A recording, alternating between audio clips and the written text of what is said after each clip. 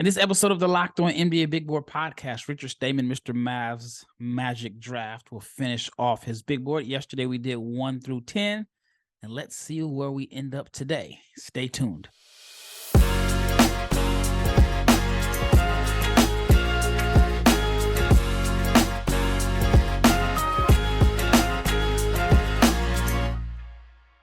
Big shout out to each and every person that has made the Locked On NBA Big Board podcast your first listen of the day. And this episode is brought to you by FanDuel Sportsbook. It is the official sportsbook partner of Locked On. Make every moment more. Visit FanDuel today to get started. I'm your host, Rafael Barlowe, the director of scouting for NBA Big Board and the founder of NBA Draft Junkies. And if you follow Draft Twitter, then you know my co-host, Mr. Mavs Draft, one of the most well-known guys in the whole draft Twitter space. And yesterday, he dropped off his top 10 on his latest big board. And first of all, how are you doing today? So you got on it looks like it's a Pelican shirt. It has an Adidas sign, so that means it's somebody that's probably not on the team anymore. Who you representing today? You know, I'll tell a little, it's like a 10-second story. I had a choice in, I don't remember where it was. It was like in New York or something. I went to Champs. And for whatever reason, you know, New York, the obvious spot where Pelicans gear is sold, they had two jerseys and I chose this one, but the other one was Tyreek Evans. And this one is Drew Holiday. So yeah, big throwback. Ironically, I wear this to the gym all the time and I don't play liquid defense, but you know. Unfortunately, the listeners can't see it, but if you're on YouTube, you can actually see it's New Orleans, and the Adidas sign is a dead giveaway that it's somebody that is not on the roster. From my view, I was like, oh, it's an Anthony Davis shirt. I mean, that's but anyway. So yesterday you did your top 10. We touched on a few names outside of your top 10. Do you want to, or can you refresh the audience on your top 10? Yeah, so I had the normal top two: Victor Wembanyama, Scoot Henderson, then Amen Thompson, Kim Whitmore, Brandon Miller, Keontae George. That's the top 6. And then to close out the top 10, the final 4 are Grady Dick, Bryce Sensabaugh, Gigi Jackson, and Anthony Black. All right, so number 11. Who is number 11 on your latest big board? Yeah, this is somebody I've had right at the 11 spot, 11, 12 for most of the year, and I feel pretty confident on it. And that's Nick Smith at Arkansas. He's a guy who I still don't know what his best role on ball is in the NBA, but I do know that he can shoot the lights out, and he's, 6'5". I think there's always going to be a spot for him. He's there because of the floor. I don't know if I necessarily see the stardom in him, but I do see a shot maker, which I really do think he sticks because of that alone. Yeah, very small sample size, 3-4 games. And I saw a report today that he's back practicing. So he's going to finish out the season, which was consistent with what his dad was telling people. His role is going to be interesting, right? Because the 3 games that he played, where he wasn't on a minutes restriction, he was aggressive. He was assertive. He wasn't easing his way back in. And it'll be interesting. Arkansas needs the shooting. So I just want to see how it impacts Anthony Black and Ricky Council. But Arkansas, I mean, they beat Kentucky. So it's crazy that they're not ranked. You know, coming into the season, a lot of people thought they were going to be really, really good. But obviously they've had some injuries. One of the things that I've consistently heard about him was most scouts that I spoke with thought he was phenomenal at McDonald's and the practices at the Nike Hoop Summit, which is why they had him as their top guard. I mean, they had him over Keontae. And, you know, I wonder how much of that is going to factor in to where he's drafted, even if he struggles in his finish and the way he finishes the season. So it's almost like he didn't have to come back. If he was just trying to protect his draft stock, I think he would have been a lottery pick regardless if he never played again for Arkansas. But I have to give him credit. He's trying to play it. And it's kind of like Cole Anthony a couple years ago when he had that injury. And I didn't think he was going to come back. And I remember Like the first game he came back, he went to the free throw line like 17 times, and I was like, okay, this guy is wired, totally different. But on one hand, it's risky, but on the other hand, you love to see the competitive fire as opposed to somebody that's just mailing it in. All right, at number 12, who is number 12 on your big board? Yeah.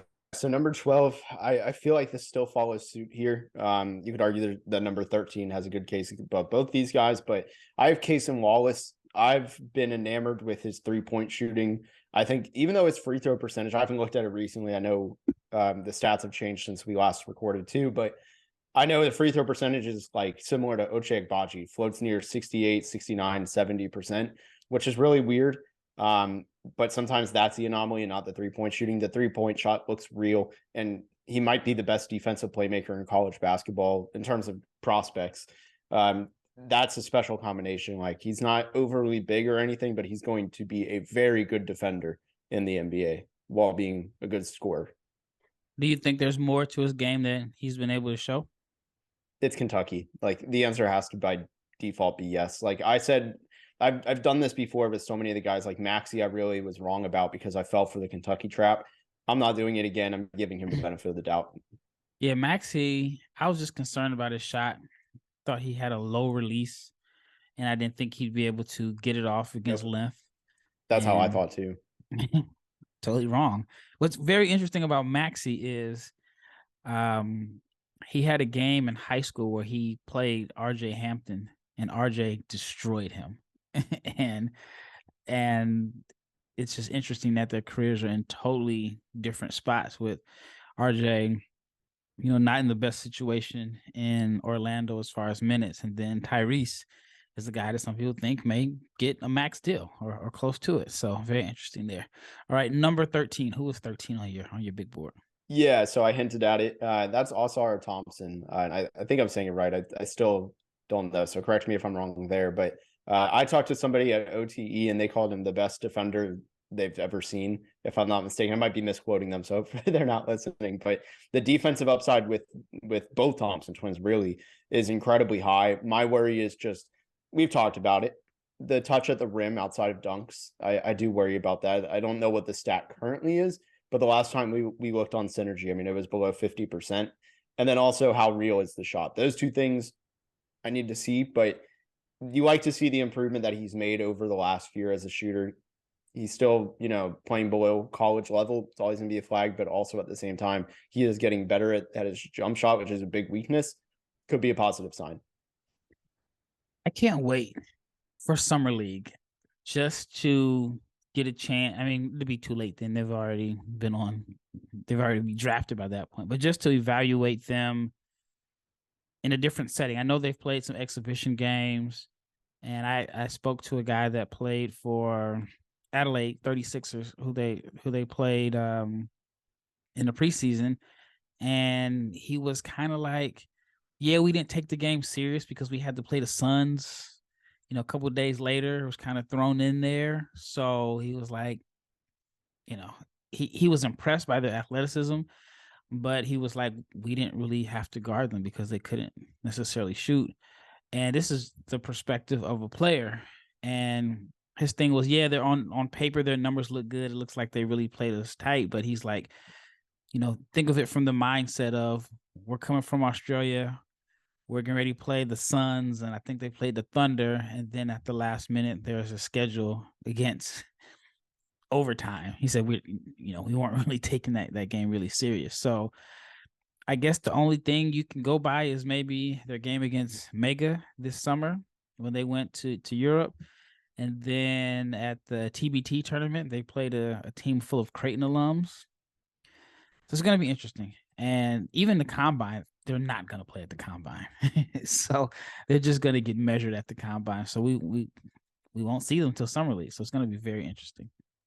Yeah, that's true. I know I was going to say, I mean, even at the combine, that might be our first taste. And then I realized, what do they have to gain by playing at the combine? Yeah, they won't be at the combine. Even though Jalen Williams made a big name for himself, he jumped in the lottery because of his performance at the combine, and he's going to be first team all rookie. So I'm curious to see if other agents are they going to start hiding their guys, or is somebody going to take advantage of the top guys not playing like Jalen Williams did. All right, who rounds out your lottery? Yeah, this is somebody who I have no idea why there's not very much top 20 hype for this guy, let alone, I mean, there's guys that don't have him in this first round. And that's City Sissoko on the G League Ignite. I am absolutely enamored by him. I think he's got the perfect frame for the role he plays. He's a defensive nightmare, I think. In the G League, I think it's almost hidden because defense is so clouded in the G League. And then he's a great finisher in traffic. I mean, he dunks everything. It doesn't matter if there's 1-2 guys at the rim. He will go for the dunk. I think he's crafty. Now, that being said, he still needs to learn how to play under control. But if that jump shot translates, which I think it will, all the statistical indicators seem to say it's real. The form needs a little bit of improvement, but I think there is a lot to work with there that he could be a pretty connecting wing is how I see it. Yeah, I have him as a second round pick, I think. One of my knocks on him was I felt like if he got a screen, he didn't get downhill enough. He has the body, he has the frame, and there were too many times on his film, at least in my opinion, where he had a good ball screen and he shot a step back jumper. And I've been watching him for a couple of years. I mean, I paid attention to him back when he was playing in second division Spain last year. I like him. I like him a lot. And he's had some good games, but he could be this year's Dyson Daniels. You just never know. I mean, with the G League, because Dyson Daniels definitely wasn't the guy that I thought was going to be the highest pick last year, and he was. And there are some similarities there. All right, when we return, we will start the guys that just missed his lottery, but we have to talk to you about our new sponsor that we are very excited about, and it is FanDuel. And FanDuel is the #1 sports book in America. And if you're new to FanDuel, that is even better because they have so many great features that actually make betting on sports fun and easy. So download FanDuel now so you can bet on Super Bowl 57 with a no sweat first bet. You'll get up to $3,000 back in bonus bets if your first bet doesn't win. And FanDuel lets you bet on everything from the money line to the point spreads and who will score a touchdown. And the app is safe. It's secure and it's super easy to use. And the best thing is you can get paid your winnings instantly. So download the FanDuel app and join FanDuel today at FanDuel.com/locked-on to claim your no sweat first bet on Super Bowl 57. That is FanDuel.com/locked-on. Make every moment more with FanDuel, the official sportsbook partner of the NFL and Locked On. And the trade deadline is approaching.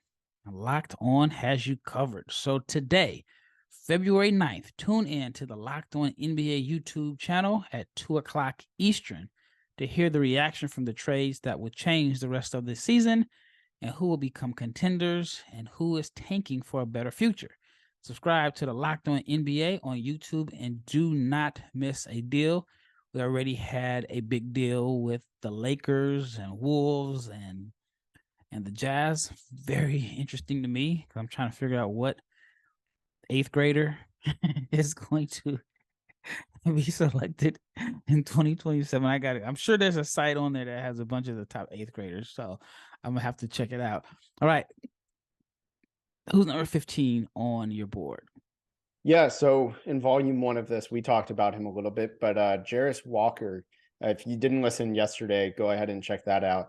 I think we had also a good conversation we could still pick up from here, which is, I'm a little bit torn. Is he a high-end role player? Is he an okay role player? Is he going to be a star? Personally, I lean towards the being a good role player more than kind of emerging into that star role, but I know you're also a lot higher on him than I am.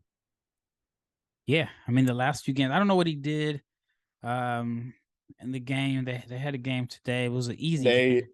There was nothing of note, honestly. That game was over 10 minutes in. It was like 80-42. There was no negative, no positive. He didn't really stand out, but he definitely was not bad. Yeah, 6 points, 8 rebounds, 21 minutes. I see Sasser had a good game, 25 points, getting that 3-point percentage back up. But I like Walker. And I'll be honest, man, like this summer, he was one of the guys that really popped out to me. And then I dropped him a little bit at the beginning of the season because he was just kind of playing a role, right? He looked more so like a hustle guy. And I've mentioned it before. Several scouts told me, like, you can't judge him on his games. You got to go watch Houston practice. And now the stuff that he's doing now is everything that I've been hearing about that he was doing in practice. And I think the passing upside is really going to stand out in the NBA. I think he's going to be a guy that a creative coach can have fun with. I mean, you can run 4 or 5 pick and rolls. I think he can make passes from the high post. So I'm high on him. I'm actually, I mean, you can make a case, at least right now, I mean, outside of this blowout game that they had, that he is, I mean, you can make a case and say outside of Brandon Miller, he may be the second or third best freshman in the country. It's debatable, but Yeah. that's No, I think that's fair. And one other thing that I think is going to make him intriguing that I've personally, maybe I just haven't been paying attention, but something nobody has talked about with him is how really much of a weapon he has of that floater. In the game before the Tulsa game, he had 2 or 3 of them where he was just hitting him, and it's such clean form. It's quick, and he can do it over defenders. When you're 6'8" and you have that floater weapon as an in-between, that's something that could be a game changer. So I want to see how that keeps developing. If he can use that a little bit more off the dribble, a lot of times it's off like flashes where like the Rashawn Holmes push shot kind of thing, but there's upside to doing it off the dribble. He's done both. Yeah, man, his touch is interesting to me because, coming into the night to the game against Tulsa, he was shooting 42% from 3, but he was also shooting 63% from the foul line. And at the beginning stages of the season, I felt like I didn't see enough of like soft touch finishes. I felt like he missed a lot of those like floaters and just soft touches around the rim. And now it's like it's sort of become a weapon, and I think that's part of the reason why he's you've seen like an uptick in his scoring. So he's someone that I'm not 100% sure about his overall touch, right? Obviously it can improve, but right now the touch is just inconsistent to me. So that's something to pay attention to. All right, number 16. Yeah, and one last thing on Jarace Walker, and then I'll transition. But Jarace Walker, according to Synergy, 52% on layups. It's kind of alarming. But yes, so number 16, the touch thing. yeah. So number 16, I've got Terquavion Smith. This is somebody who just such a role reversal of where we were a year ago, where you had put out this tweet. You were like, I've got somebody that absolutely nobody is talking about as a lottery prospect. And I think one of like 30 comments got it. And I really thought I pegged it. I don't remember who it was. I thought maybe it was a shot in the dark. He's like Mike Miles or Isaiah Wong, but it was not that. It was Terquavion Smith. And, I really see the light. I think you look at a very clear, great jump shooter, despite what the percentages say. I fully buy the 3-point shooting and just overall jump shooting and potentially a 3-level score. The one place I hope he doesn't end up is Houston, because North Carolina State runs like an identical offense, and it's just hard. It's just so many ISOs. Like, I like ISO ball, but like not every single play. So I'd really like to see him end up in a good system, and I think he could be used both off ball and on ball. I mean, his spot up ability off ball is ridiculous. That's the only time that he can get near the 3-point line. So that's why those numbers are so low. Do you like the Mavericks offense?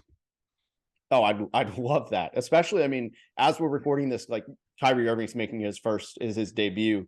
And I was watching the first half some, and I mean, his off-ball ability, and granted Luka's not there, but say Kyrie does come back, I think that would be perfect. Like that 4-man guard tree or quad, whatever, the 4 of them with Hardy too, but just be a ridiculously good core.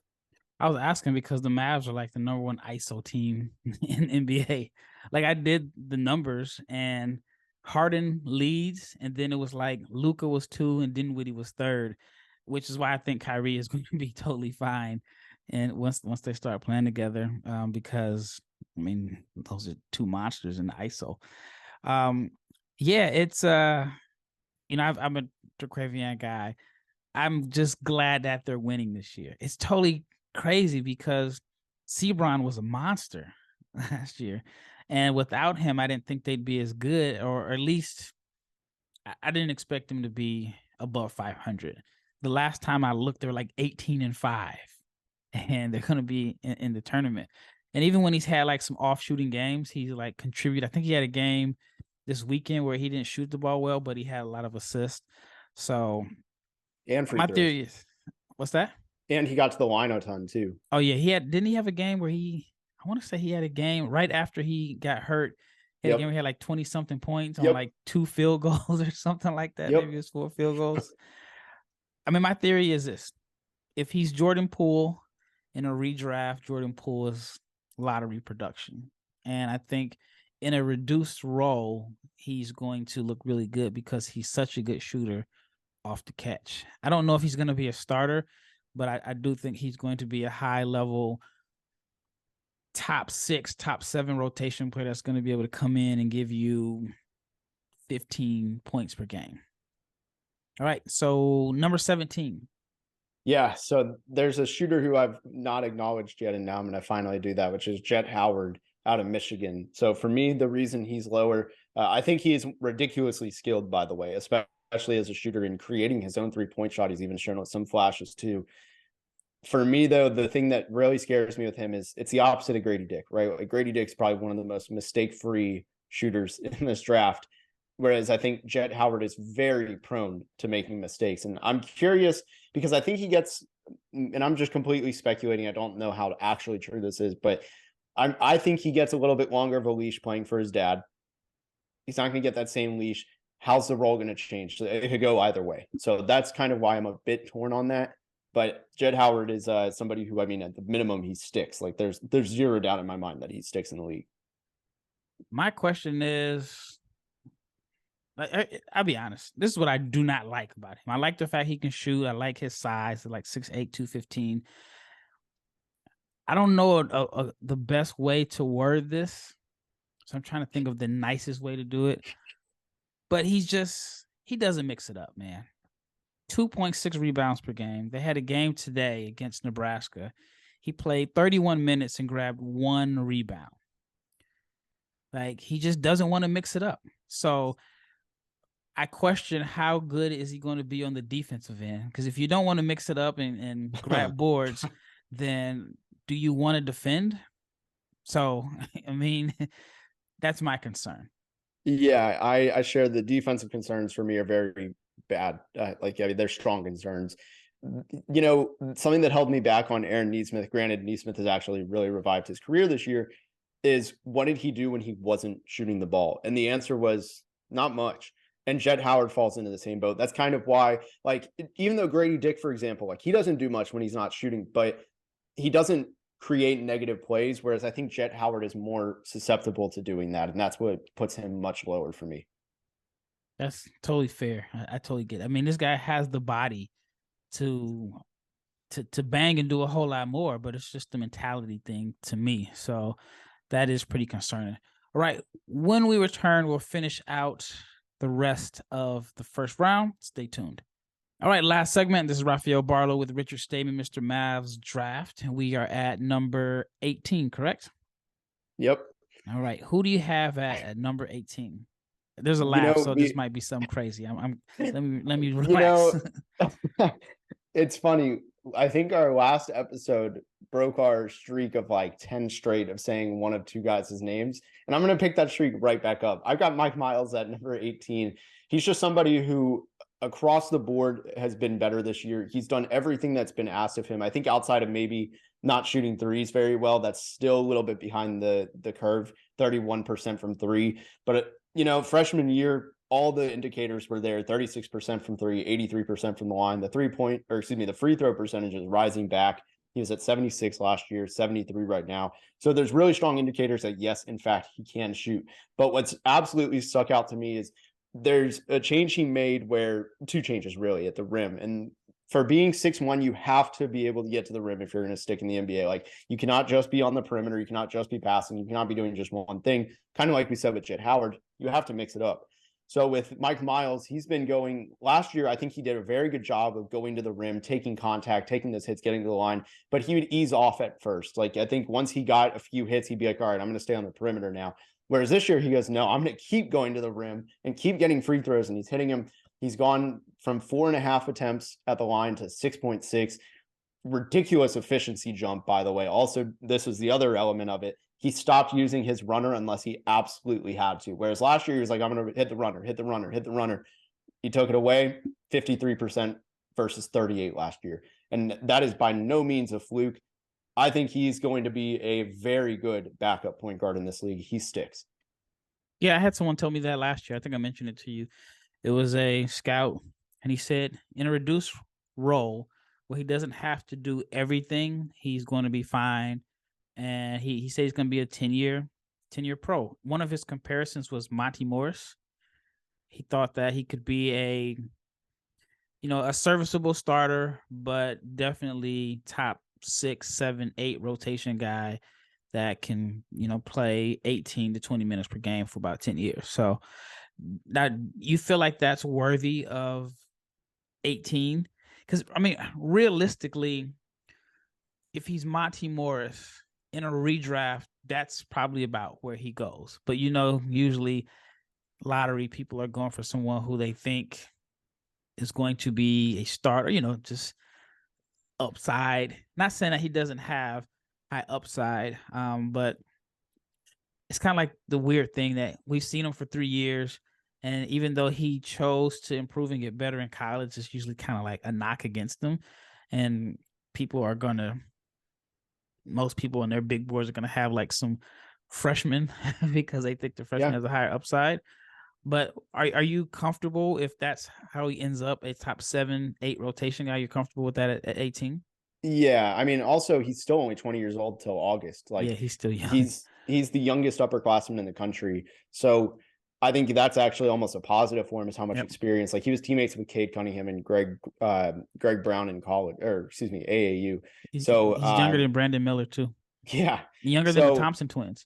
Yeah, it's ridiculous, like how his age actually almost works for him. But yeah, I think the 18 to 20 minutes a game at that spot, I mean, just looking at the NBA draft from 2017, the win shares, it's a flawed stat. Like, by no means am I saying that Monty Morris is this rank, but he's listed as the 7th best player. Once you hit like 18, that's where there are only about 18 to 25 guys that truly stick from every draft. Yeah. And for me, there will be 25, I think, this year at least.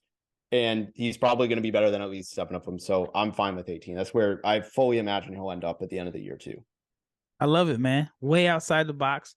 I haven't seen anybody put him as a first rounder, and you have him in the teens. So I just respect how you're sticking to your guy. All right, number 19. Yeah, so number 19, this is somebody who I still need to watch more, but I like Max Lewis at Pepperdine. I think he's just a very I actually, before I even dive into his game, do you think he's the best sophomore in the draft? No, Terquavion. Yeah, it's between those two for me. I mean, I think there's somebody else I'm probably missing. There's someone else. But yeah, I mean, Terquavion comes to mind, the first person that comes to mind, but there might be somebody else. Yeah, I feel like it's kind of wide open. So that stat of like the slam dunk sophomore goes out the window. But I really like Max Lewis is what I heard on actually like No Ceilings, I think, said it. They interviewed him or something, and he prefers Max. So for him, I like his scoring ability. I like his overall offense. His defense is a work in progress, but so is Pepperdine's as a whole. So I'm interested to see how he scales up. I think he's a really fun upside play as a sophomore. So in that range, it could be Max Lewis, Terquavion, Jordan Hawkins. Yeah. The guy that I thought was going to be there was Arthur Kaluma. That's what I thought it was going to be, but Creighton's turning around. You can make a case that he's their 3rd, 4th best player this year. So yeah. Yeah. So all right, at number 20, who do you have at number 20?